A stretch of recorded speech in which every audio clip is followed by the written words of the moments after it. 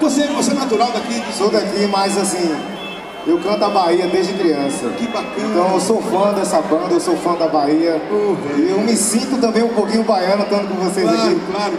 Eu comecei a cantar, já falei até para a produtora de vocês, eu comecei a cantar por causa de vocês, então para mim estar aqui hoje é uma satisfação enorme, maravilhosa. Então, pô, eu tô até emocionado aqui, não sei nem o que falar, velho. Vamos cantar então? Vamos lá. Ele quer cantar a música do carnaval. Quero. Bote a cara no sol!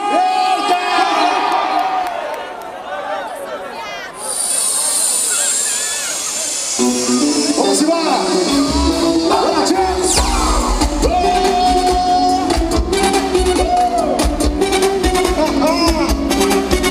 Me ajuda aí, porque eu tô emocionado demais, meu. Lá!